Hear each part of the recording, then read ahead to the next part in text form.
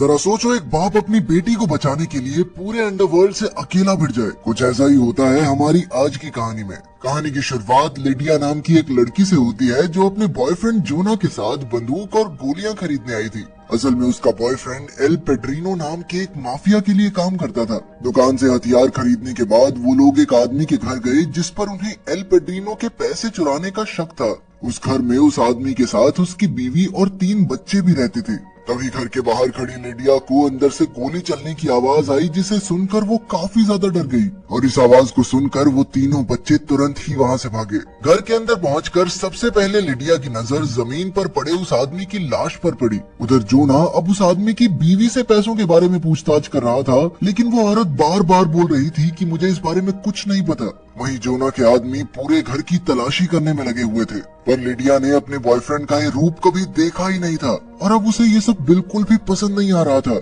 उसने जोना से उस औरत को छोड़ने को कहा और लिडिया की बात सुनने की बजाय जोना ने उसी के हाथ में बंदूक थमा दी और कहा कि अगर मुझसे सच में प्यार करती हो तो इस औरत को गोली मारो। पर लिडिया इसके लिए बिल्कुल भी तैयार नहीं थी और जोना के बार बार जबरदस्ती करने की वजह से वो बहुत ज्यादा डर गई थी और फिर उसने घबराहट में गलती से जोना पर ही गोली चला दी और जब उसे अपनी गलती का एहसास हुआ तो वो खुद को बचाने के लिए तुरंत ही वहां से भाग गई। उधर लिडिया के पिता जॉन अपने दोस्तों को अपनी फौज की कहानियां सुना रहे थे, जिसके बाद जॉन ने उन्हें बताया कि कैसे शराब के नशे में किसी का खून करने के आरोप में उसे 7 साल के लिए जेल जाना पड़ा था। जॉन का सबसे करीबी दोस्त कर्बी था, जिसे वो अपने फौज के दिनों से जानता था। असल में जॉन का तलाक काफी समय पहले ही हो गया था और अब वो एक वैन में बिल्कुल अकेला रहता था। साथ ही फौज से निकलने के बाद उसने टैटू आर्टिस्ट का काम शुरू कर दिया और अब तो वो लिडिया से भी बहुत कम ही मिल पाता था। थोड़ी देर बाद उसे लिडिया का फोन आया, जिसने उसे बताया कि वो अपने घर को छोड़कर कहीं और शिफ्ट होने वाली है और इसके लिए उसे $2000 की जरूरत है। असल में लिडिया जोना के आदमियों से बचकर भाग रही थी, पर वो ये बात अपने पिता को नहीं बताना चाहती थी। पर जॉन उसकी बात सुनते ही समझ गया कि उसकी बेटी किसी बहुत बड़ी मुसीबत में है और इसीलिए उसने पैसे न होने के बावजूद भी जल्द से जल्द उस तक पैसे पहुंचाने का वादा किया, जिसके बाद लिडिया ने उसे एक बार में मिलने के लिए बुलाया। फोन काटते ही जॉन अपनी गाड़ी लेकर सीधा लिडिया से मिलने निकल गया और काफी लंबा सफर तय करने के बाद आखिरकार वो उसकी बताई हुई जगह पर पहुंच ही गया। अपने पिता की गाड़ी को देखते ही लिडिया चुपचाप उसमें बैठ गई और अब तक वो जोना के आदमियों से भागते भागते इतनी ज्यादा थक चुकी थी कि तुरंत ही सो गई। घर पहुंचकर जॉन ने सबसे पहले अपनी बेटी को एक बिस्तर पर सुलाया, जिसके बाद वो खुद उसके बैग की तलाशी लेने लग गया, जिसमें उसे कुछ ड्रग्स और एक बंदूक मिली।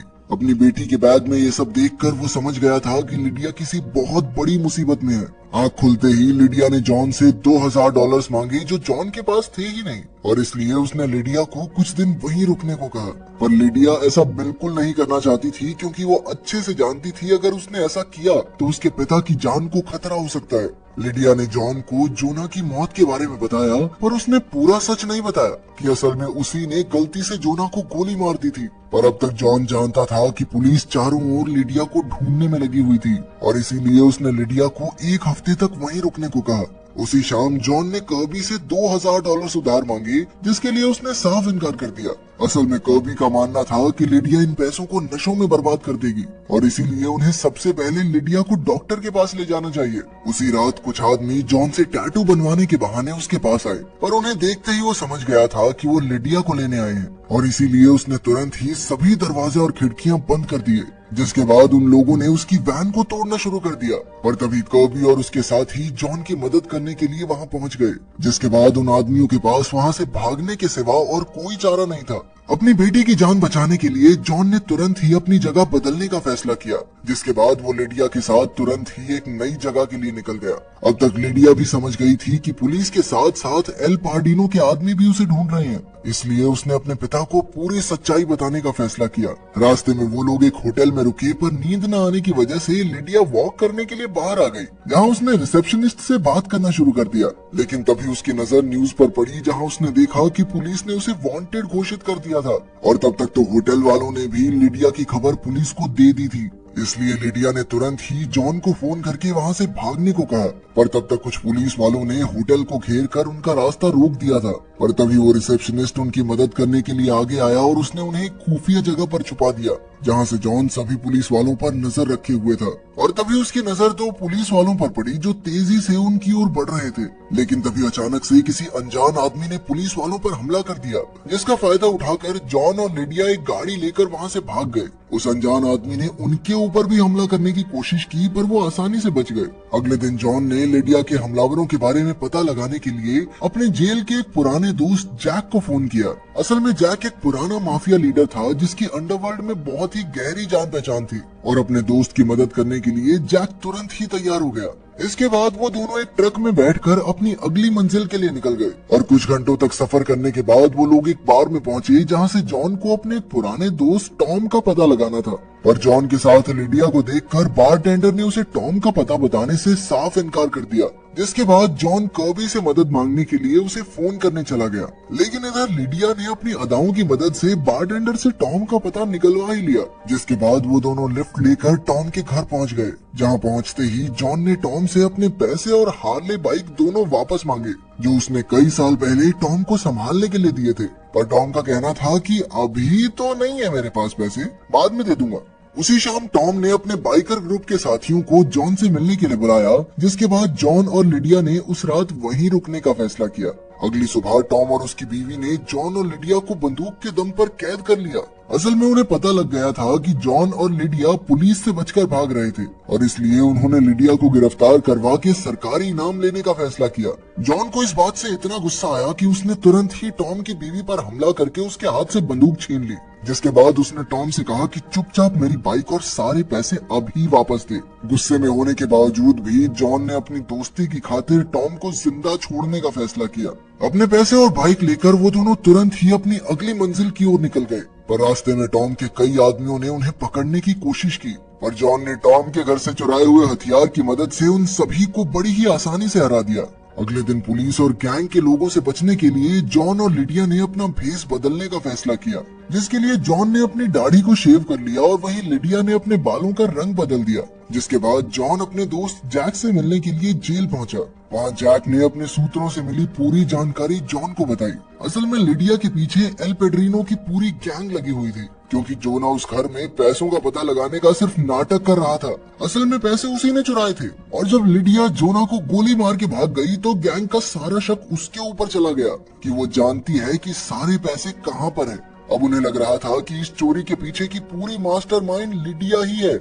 उधर लिडिया अभी भी एक होटल में इंतजार कर रही थी कि तभी उसे कर्बी का फोन आया, जिसने उसे बताया कि एल पेड्रिनो के आदमी उसके ठिकाने के बारे में सब जान गए हैं। और इसके बाद उसने लिडिया को एक ऐसी जगह पर जाने को कहा जहां बहुत भीड़ भड़ाका हो। कर्बी की बात मानकर लिडिया तुरंत ही एक मूवी थिएटर में पहुंच गई, क्योंकि उसे लग रहा था कि शायद यहाँ पर वो सेफ रहेगी। पर असल में ये सारा जोना का प्लान था, जो अब तक जिंदा था।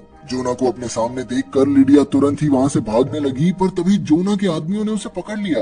उधर जैक से मिलने के बाद जॉन ने लिडिया को फोन करने की कोशिश की, पर वो फोन उठा ही नहीं रही थी। इसलिए जॉन ने कर्बी को फोन करके लिडिया के बारे में पूछा, पर कर्बी को फोन करने पर उसे पता चला कि जोना ने उसे पहले ही मार दिया था। अपने सबसे करीबी दोस्त की मौत और अपनी बेटी के किडनैप होने की खबर सुनकर जॉन गुस्से से भर चुका था। इसके बाद उसने जोना से मिलने का फैसला किया। जोना ने कहा कि अगर मुझे ढूंढने की कोशिश भी की तो मैं लिडिया को जान से मार दूंगा। पर जवाब में जॉन ने कहा कि मार दे, एक काम कर, तू मार के दिखा, फिर मैं एल पेड्रिनो को तेरे सारे कच्चे चीठे बता दूंगा कि कैसे तूने ही उनके पैसे चुराए हैं। पर जोना के पास जाने से पहले जॉन टॉम के घर गया, जहां से उसने कई सारे ग्रेनेड्स उठाए, जिन्हें वो जोना के आदमियों को खत्म करने के लिए इस्तेमाल करने वाला था।